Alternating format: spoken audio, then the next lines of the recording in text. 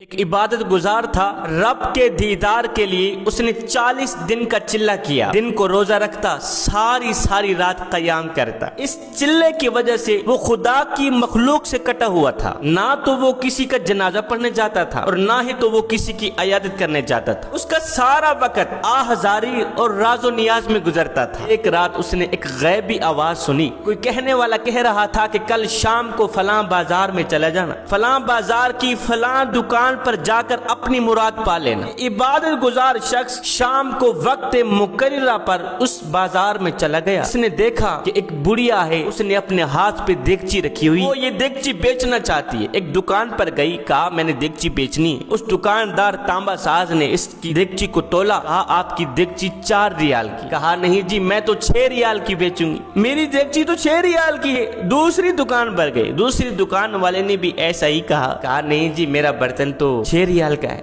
تیسری دکان پر گئی، چوتھی دکان پر گئی، 10ویں دکان پر جب یہ بڑھیا گئی، دیکھا دکاندار کسی کام میں مصروف تھا، تانبا ساز کسی کام میں مصروف تھا۔ جا کر کہتی ہے بھائی میری دیگچی 6 ریال کی ہے، لیکن دوسرے دکانوں والے کہتے ہیں جی آپ کی دیگچی 4 ریال کی ہے۔ دکاندار نے اس تانبا ساز نے کہا مائی بڑھیا آخر تو اپنی دیگچی 6 ریال کی ہی کیوں بیچنا چاہتی ہے؟ اس نے اپنی دل کی بات نکالتے ہوئے کہا، بڑھیا نے دل کی بات بتاتے ہوئے کہا بھائی 6 ریال کی بیچنے کی وجہ یہ ہے کہ میرا ایک بیٹا ہے جو بہت ہی زیادہ بیمار ہے، بہت زیادہ بیمار ہے۔ حکیم صاحب کے پاس گئی دوائی لینے، حکیم صاحب نے ایک نسخہ لکھ کر دیا ہے جس کی قیمت ہے 6 ریال، اس لیے مجھے 6 ریال کی اشد ضرورت ہے۔ تانبا ساز نے کہا کہ دیگچی میرے حوالے کرو میں ذرا دیکھ لوں۔ دکاندار نے دیگچی دیکھی، دیکھ بھال کرنے کے بعد کہا بڑھیا آپ کی دیگچی تو اتنی بڑی قیمتی ہے کہ بہت زیادہ، آپ کی دیگچی بہت زیادہ عمدہ ہے، اچھا اس کی قیمت میری دکان پر تو 25 ریال ہے، میں تو 25 ریال کی ہی خریدوں گا، میں کیوں کسی کا حق ماروں؟ یہ سنتے ہی بڑھیا نے کہا بھائی آپ میرا مذاق نہ اڑائیں،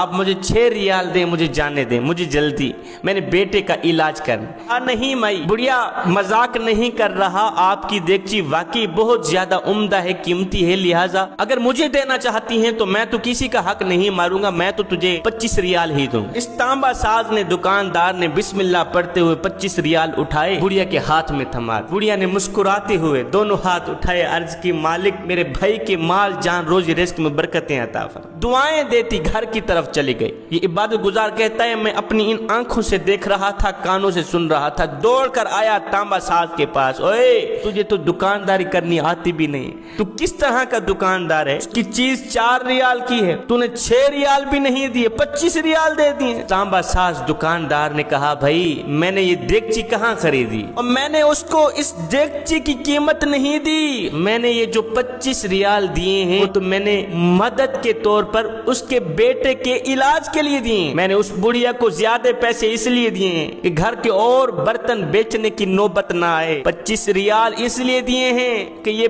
پورا مہینہ لگاتار مسلسل اپنے بچے کا علاج آسانی سے کرا سکے۔ کیوں صاحب میں نے کوئی غلط کیا ہے؟ میں نے کوئی نقصان کا سودا کیا ہے؟ ہرگز نہیں۔ 21 ریال میں نے زیادہ دیے ہیں، ایک تو میں نے اس پریشان حال بڑھیا کے چہرے پر مسکراہٹ دیکھی ہے، دوسرا میں نے اس کی زبان پر میرے حق میں نکلتی دعا دیکھی ہے۔ عبادت گزار کہتا ہے اس دکان والے کی یہ باتیں سن کر میں حیران رہ گیا، اسی حیرانی میں گم سم ہو کر میں گھر کی طرف جا ہی رہا تھا، اتنے میں پھر سے غیب سے آواز آئی، کوئی کہنے والا کہہ رہا تھا او عابد چلہ کشی سے آج تک کسی کو اللہ کے دیدار کا شرف نصیب نہیں ہوا، اگر تم اللہ کو پانا چاہتے ہو، اگر تم اللہ کا دیدار کرنا چاہتے ہو تو پھر 4 کام جلدی سے کر لو۔ نمبر 1 گرتوں کو تھام لو، نمبر 2 غریبوں کی مدد کرو، نمبر 3 مسکینوں کو کھانا کھلاؤ، نمبر 4 ضرورت مندوں کی ضرورتوں کو پورا کرو۔ جب تم یہ 4 کام کرو گے اس وقت تم ہمارے پاس چل کر نہیں آؤ گے بلکہ ہم خود چل کر تمہارا استقبال کریں گے۔